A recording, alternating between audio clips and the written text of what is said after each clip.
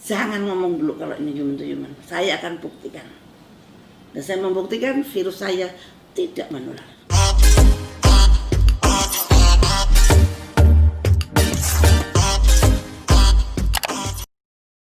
Merebaknya virus corona di tanah air membuat sebagian masyarakat kembali mengingat sosok mantan Menteri Kesehatan Indonesia, Siti Fadilah Supari. Kehadiran sosok wanita kelahiran 6 November tahun 1949 ini disebut sangat penting saat kondisi kesehatan masyarakat terancam seperti sekarang. Hal tersebut tidak terlepas dari sepak terjang Siti Fadilah Supari saat menjabat menjadi Menteri Kesehatan periode 2004-2009. Ia berhasil mengeluarkan Indonesia dari pandemi flu burung yang tingkat kematiannya lebih tinggi dari virus corona yang merebak pada tahun 2005 sampai 2009 lalu. Mantan Menteri Kesehatan era Presiden Susilo Bambang Yudhoyono ini namanya kian mencuat ketika beberapa waktu lalu muncul di sebuah wawancara bersama Deddy Corbuzier. Lantas, siapakah Siti Fadilah Supari ini? Siti Fadilah Supari merupakan salah satu dari 4 perempuan yang menjabat sebagai Menteri dalam Kabinet Indonesia Bersatu Jilid 1 pada masa kepemimpinan Presiden Susilo Bambang Yudhoyono. Wanita kelahiran Surakarta ini juga merupakan seorang dosen dan ahli jantung yang pernah menjabat sebagai anggota Dewan Pertimbangan Presiden pada tahun 2010. Sebelum itu, beliau bekerja sebagai pengajar kardiologi Universitas Indonesia. Setelah itu, selama 25 tahun beliau menjadi ahli jantung di Rumah Sakit Jantung Harapan Kita.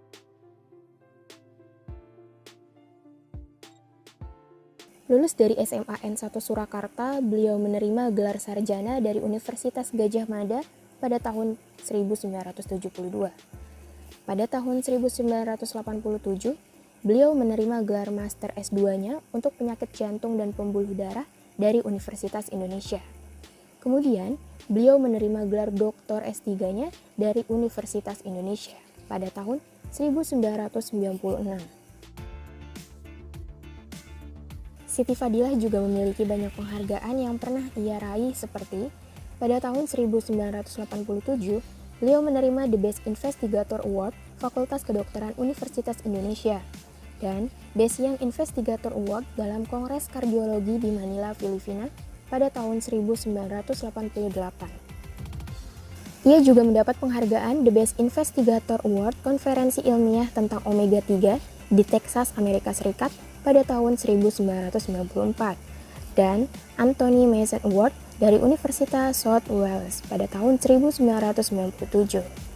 Sudah kurang lebih 150 karya ilmiahnya yang beliau buat telah diterbitkan dalam jurnal lokal, regional maupun internasional. Gagasan dan sumbangan Siti Fadilah dalam dunia kesehatan bisa ditilik dari beberapa buku yang ditulisnya. Ia menulis sebuah buku berjudul Saatnya Dunia Berubah, Tangan Tuhan di Balik Virus Flu Burung pada tahun 2008, di mana buku itu menyinggung tentang konspirasi Amerika Serikat dan Organisasi Kesehatan Dunia atau WHO dalam mengembangkan senjata biologis dengan memanfaatkan virus flu burung. Tentunya buku ini menuai protes keras dari petinggi Amerika Serikat dan WHO, bahkan edisi bahasa Inggrisnya ditarik dari pasaran. Ironisnya, usai berhasil menyingkirkan pandemi flu burung di tanah air, Siti Fadilah terjerat kasus korupsi karena disebut-sebut menyalahgunakan wewenang dalam pengadaan alat kesehatan tahun 2005. Namun, dalam wawancaranya kepada Deddy Corbuzier, Siti yang sedang dirawat di rumah sakit itu mengaku tidak korupsi seperti yang dituduhkan. Mantan Menteri Kesehatan ini mengaku apa yang terjadi saat ini hampir mirip dengan kondisi saat terjadi flu burung. Siti Fadilah mengungkapkan ada hal aneh dengan keterlibatan Bill Gates. Sebab, jauh sebelum pandemi corona COVID-19 ini, Bill Gates sudah berbicara tentang pandemi. Selain itu, sudah ada klaim beberapa pihak adanya vaksin yang mampu menangani virus. Bahkan menurut Siti Fadilah, Indonesia mampu untuk membuat vaksin sendiri. Jadi, tak perlu bergantung dengan mereka yang menjual. Ia menyarankan bahwa Indonesia bisa mandiri untuk memproduksi vaksin sendiri.